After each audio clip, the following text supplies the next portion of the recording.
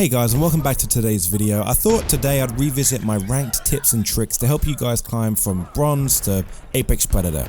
I'd love to know what ranks you guys are, so let me know in the comments what you are. I'd like to see kind of what average skill level that we all have. The first thing I want to cover is decision making. This covers a broad range of things, and things you probably do subconsciously without even knowing. So let's start off with fighting. Say you're about to enter a fight, and you're deciding whether or not to push. Start by looking around you. Is a circle enclosing? Will you be cut off by a mountain if the circle comes in? Are you open to third parties? Do you have a viable escape should the fight go against you? Even things is like, is your team's ultimates ready? Do you have ammo and shields? This is all stuff that you do subconsciously, but try to give it a bit more thought.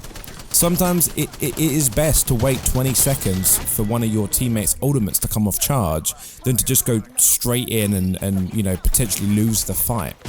Basically, what I'm saying is before you fight, have a little checklist of things. As I said before, third parties, escapes, circles.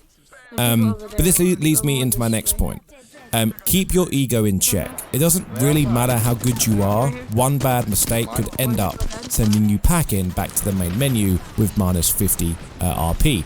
Apex is a team game, and there is a reason why all of the top content creators, I'm looking at you Nick Mercs, are hitting Predator ranks pretty quickly. And that's because of having a well-organized team. Which, you know, it's not hard to see. A lot of content creators came over from Warzone, a very different game, and all of a sudden they're masters, they're predators. Yes, they play a lot, but they have good teams with them. Now, this leads me on to my next part. It's just not knowing when and when not to engage, but also to disengage. So having a teammate die is fine if it allows the team to get a higher rank. Okay, so say for example you're in a fight, you've gone from having 3 people on your team, one person's been downed, the other person's got no shields left. Is it best for you to duck out and hide? Or is it best for you to push in and try and deal as much damage and try and defeat the enemy team? It's one of those things where you sometimes won't know until the fight has occurred, but having a good team can tell you, hey, he's one shot, and you know, actually mean he's one shot. And then, you know, going in and dying and losing a placement RP. It's a very difficult one, and losing RP because you want to go in and fight is actually the next thing I want to cover. Do not be afraid to rat. If you don't know what the term is, you know, you've been living under a rock, it is essentially hiding to wait until the other teams die. I think in unranked this is pointless and you shouldn't really rat, because at the end of the time you're just wasting yourselves, you know, you're wasting your own time because you're not exactly getting anything and you're going to probably run into a team of 3 and die. But in ranked, the whole idea of Battle Royale is to survive to the end, which gets you more points. There's some really weird vibe I see mostly on Twitter. I'm not sure about other social media platforms, but mostly on Twitter, is people hating on rats and enjoying people like Seer to really scope out those rats. But when it can actually be one of the most effective ways to level up. Take into account banners too. Sometimes it's good to leave the banners and not go back and get them, as you could only risk dying.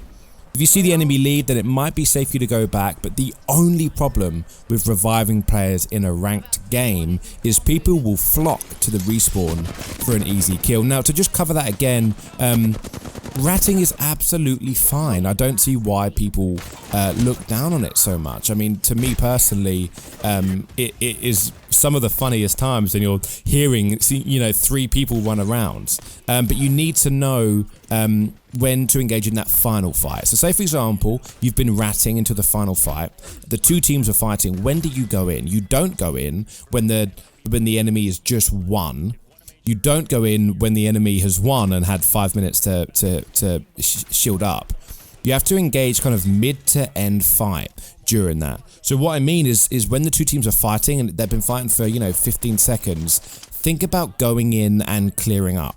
Now, again, what I normally try and do is I try and look, obviously you'll see both teams are separated. One team's got 1 person down, another one's got 2 people down. Go for the team that's got 2 people up. Because if you think about it, you can take out another one and make it a 1v1v1. They're going to fight, then it will just be a 1v1 and you won't have been in the fight, so you'll have full shields and full health. This is the biggest thing. However, it does get a bit hard when you level up and you go into the higher ranks, you know, Masters and Apex Predators, because a lot of the times people are aware of that rat and that third party. But again, knowing when to disengage is better than any tip that you'll probably hear in this video, because disengaging can help save RP and win more RP, which is the entire point of ranked system.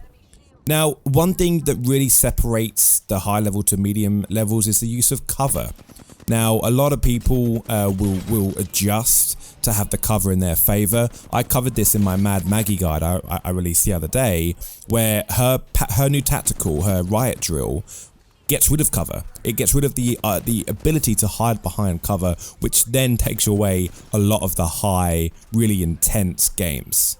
So with that in mind, I'd be very careful with going up against a Mad Maggie, but use cover to your advantage. You really need to be, you know, shooting, ducking into cover. Whenever you're not shooting the enemy, you want to be in cover. You want to be hidden from the enemy. Obviously, it's different if you're in a field or like in an open area, but the rule of thumb is if you're not shooting the enemy, hide behind cover.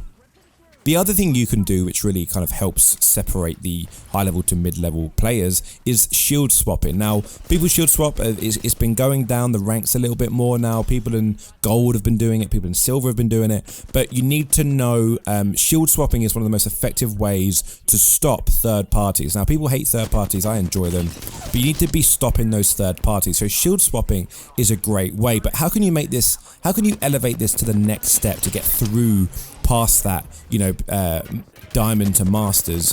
When you're reviving a player and you have full shields and full HP, you should be dropping your shield so that when they get up, they can grab your old shield, you grab their shield, and then you pop a shield back. So that means you've got full HP and you're in the process of replenishing your shield, and your teammate has got a full shield and in the you know, process of replenishing their health. So that means both of you are together at the same time, healed up, shielded up, and ready to fight. That's a very key thing that you can only really do if there's a 3 stack. And when you shield swap, please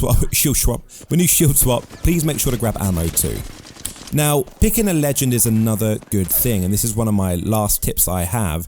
Don't just pick a legend that isn't very good, but you enjoy playing them. You need to be picking legends that help your team. So for example, Mad Maggie is not actually a good team legend, and that's what, you know, kind of humbles her and makes her not overpowered. She's not as good in a team fight, so you need to be picking your legend.